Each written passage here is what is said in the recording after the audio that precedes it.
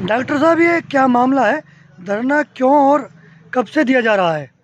ये धरना नगर पालिका प्रशासन और विधायकों की उदासीनता को लेकर मोहल्ला टोली व पठानपुरा में पिछले 5 वर्षों से जल भराव की समस्या बनी हुई है। जब किसी भी जनप्रतिनिधि ने इस ओर ध्यान नहीं दिया, उसमें चाहे विधायक हो, पूर्व विधायक हो, बसपा का चेयरमैन हो, तो फिर भाकियों ने ये बीड़ा उठाया और ये जल निकासी और तालाब की खुदाई की मांग को लेकर धरना नगर पालिका के बाहर शुरू किया गया। डॉक्टर साहब, जैसे आपने बताया, तो ये धरना कितने दिनों से, इसको कितने दिन हो गए हैं और अभी तक इसमें क्या कार्रवाई हुई है?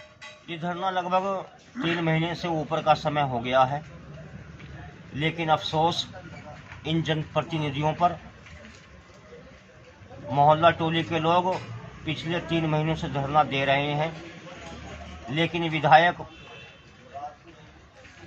चाहे वो काजी निजामुद्दीन क्यों ना हो, चाहे वो पूर्व विधायक सरवत करीम अंसारी क्यों ना हो, और चाहे बसपा का चेयरमैन हाजी दिलशाद क्यों ना हो, इन लोगों ने उस समस्या की निजात के लिए आज तक कोई कदम नहीं उठाया।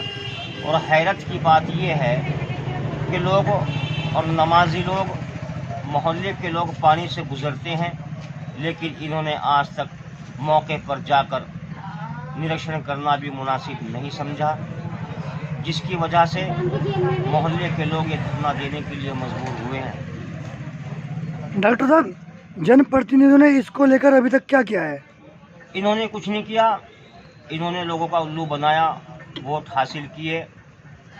अब मैं आपको सिलसिले से बता दूं, अगर विधायक जो कांग्रेस के विधायक की काजी निजामुद्दीन अपने आप को विकास पुरुष बताते हैं, कहते हैं कि हमने मंगलोर के विकास के लिए बहुत कुछ किया, लेकिन इन्होंने मंगलोर के विकास के लिए कुछ नहीं किया, बल्कि मंगलोर का विनाश किया है। अगर इन्होंने कुछ किया है तो कब्रिस्तान की बाउंड्री बनाने का काम किया है। जनता की समस्याओं के लिए, रोजगार के लिए, शिक्षा के लिए, स्वास्थ्य के लिए आज तक पूरी मंगलोर विधानसभा में विधायक ने कोई काम नहीं किया है। अगर बसपा के पूर्व विधायक हाजी सरवत करीम अंसारी की बात की जाए, हालांकि वो चुनाव हार गए थे, उनकी भी जिम्मेदारी बनती थी कि मंगलोर की समस्याओं को हल कराएं, लेकिन उन्होंने भी कोई हल नहीं कराया। इसका जीता जागता सबूत ये है कि मोहल्ला टोली के अंदर पानी भरता है, बरसात का पानी लोगों के घरों में घुसता है, लेकिन बसपा के पूर्व विधायक ने भी कोई काम नहीं किया।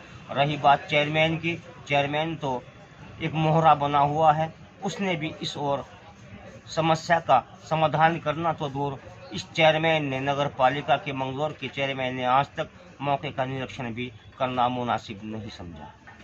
नगर पालिका ने अभी तक इस मसले पर, जो आप लोग ये बता रहे हैं कि 90 दिनों से ज़्यादा हो गए धरना देते हुए, तो इसमें अभी तक क्या कार्य किया है?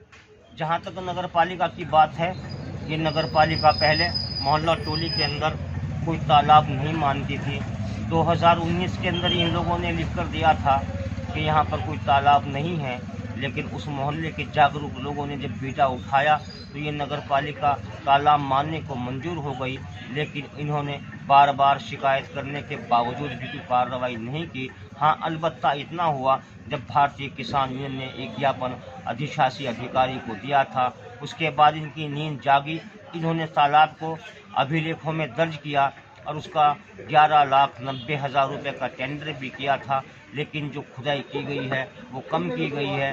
ये लोग साठगांठ किए हुए हैं, पूरे तालाब को नहीं खोदना चाहते। अब इन लोगों ने फिर अपनी कमीशन खोरी के चलते एक टेंडर और निकाला है, जो 6 दिसंबर को खुलेगा। डॉक्टर साहब, सुना है मरहूम कारी नसीम साहब ने इसी मसले को लेकर पूर्व विधायक का समर्थन किया था चेयरमैन चुनाव में।